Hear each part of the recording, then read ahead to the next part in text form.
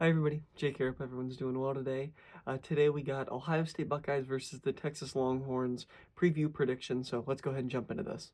So both teams come into this game with two very different feelings to them, at least in my opinion.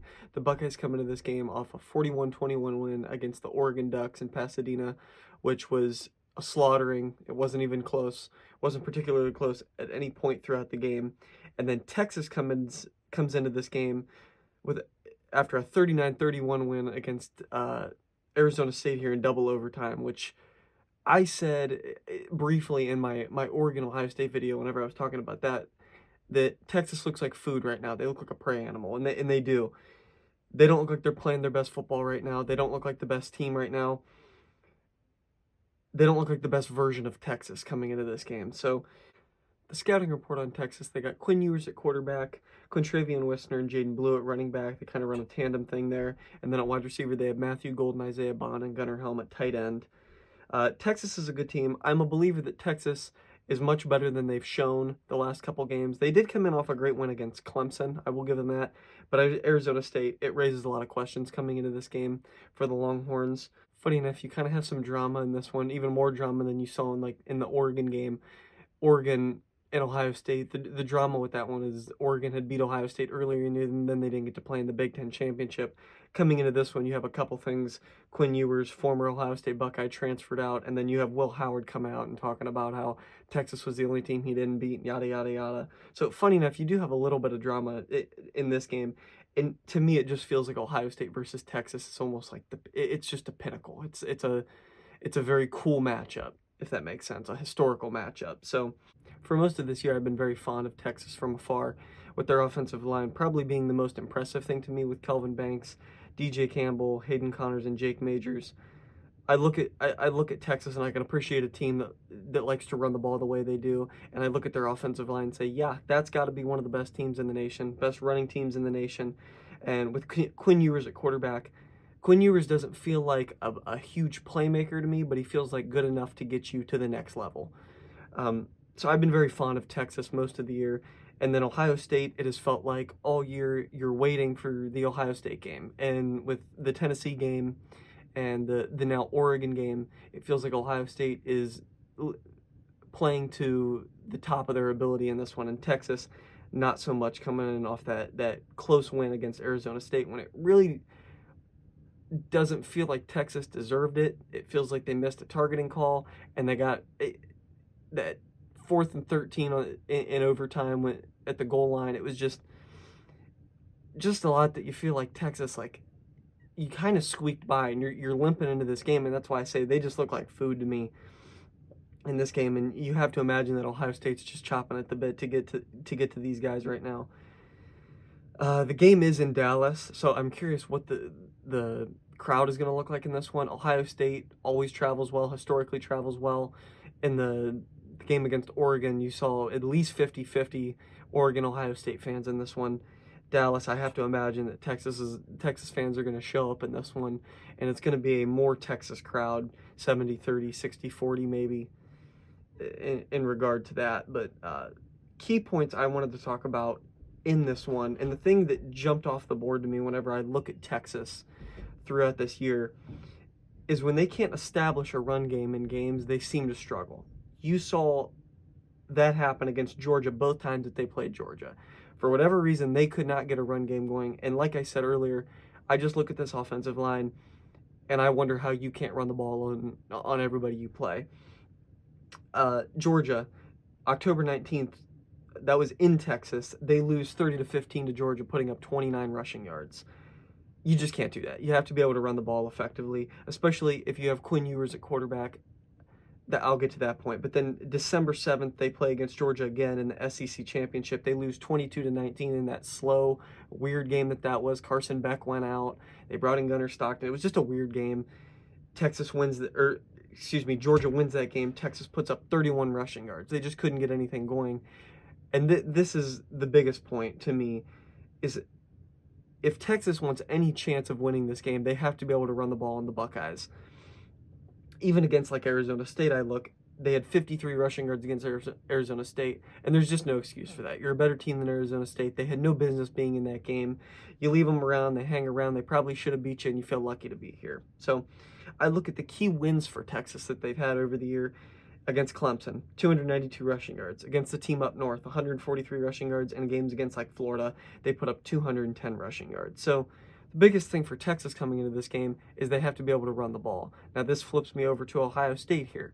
What does Ohio State have to do to win this game? Limit them running the ball. Quinn Ewers is not a world beater. He's not going to beat you all by himself. What I think Ohio State is going to want to really do in this game is limit this run game and make Quinn Ewers pass the ball. When you get Quinn Ewers up to 40 attempts a game, 45 attempts a game, he's going to throw you some picks. If you can get pressure on him, he's going to throw you some picks. He's going to turn the ball over. He's going to take sacks. That's not to say that Texas doesn't have a good pass game in this one and they can't throw the ball effectively. They certainly can. I just don't believe that Quinn Ewers is going to be the world beater in this one. He's going to be your playmaker that's going to kill you in this one. I watch Quinn Ewers play, and I just feel kind of underwhelmed. He doesn't impress me.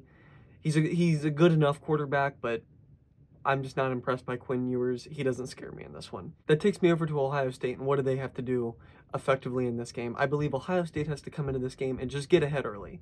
If you can just impose your will on these guys early, get ahead early, and force them to throw the ball early and often, I think that's Ohio State's best course of action in this one. Ohio State did a really good job of that against Oregon. Ohio State came out and they threw the ball all over the place like I kind of figured they would. I kind of predicted that they would do that. And then it opened up the run game for Travion Henderson and Quinshon Judkins. As far as concerns for Ohio State, I have the same concern for Ohio State this game that I did against Oregon and against Tennessee. How is this offensive line going to hold up? If Ohio State wants to throw the ball, they have to keep Will Howard upright. How will their offensive line hold up? There's reason to believe the last two games are what it is for Ohio State going forward, and they've done a really good job at limiting pressure and letting Will Howard get the ball to his playmakers. Will that hold up against Texas? We'll see. But I will say, just coming into this game, Texas scares me the least of both of the teams that we've played so far in Tennessee and Oregon. So we'll see in this one. I'm curious to see what this secondary for the Longhorns does in an effort to cover Jeremiah Smith on this one and Emeka Egbuka. If you're a Texas fan, you just have to feel petrified coming into this game. Ohio State looks terrifying right now. They look like a buzzsaw right now coming into this one. So it should be interesting to see how this game plays out, how this goes. The biggest thing I'm wondering about Texas is how they cover these dynamic receivers for the Buckeyes here. So it should be interesting, though. If Quinn Ewers isn't playing well in this game, or say the Buckeyes are getting to him, or they force some turnovers or anything, will we see Arch Manning? I don't know what the deal is with the Arch Manning thing. I know they did bring him out in the Georgia game whenever Quinn Ewers wasn't playing well, but would we, if you're Texas, do you take the chance on that and just try Arch Manning if things aren't going well? Who knows? I probably shouldn't be jumping there as an Ohio State fan, just jumping right to we're going to take Quinn Ewers, we're going to force a bad game on him or force him to struggle or anything. But I'm interested with that dynamic with the Quinn Ewers, Arch Manning thing. It just feels weird most of the year. It feels like Arch Manning should be the guy, but Quinn Ewers is the older guy. I don't know. So that's an interesting thing coming into this game.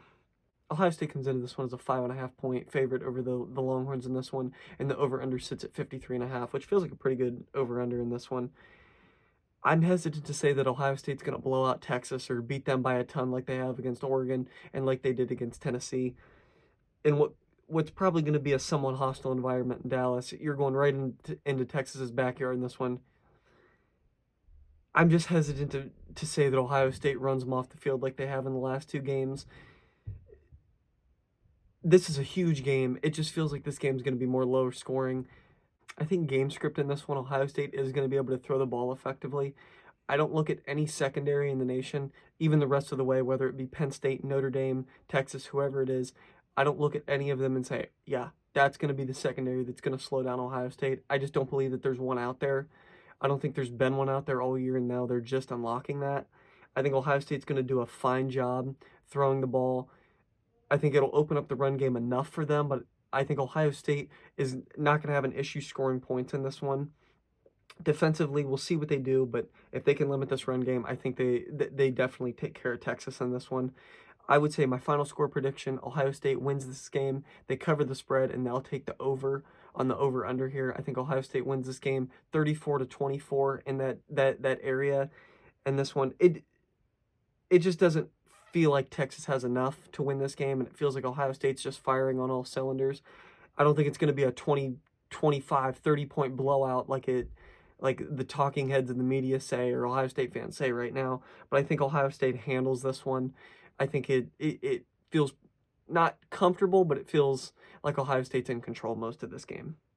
That's what I'm thinking in this one. That's my final score prediction, kind of how I think this game's gonna play out. So go ahead and let me know what you guys think of this one. Go ahead, leave your score predictions. Tell me what you guys think in the comments section below. As always, I appreciate you guys for watching. Go Bucks!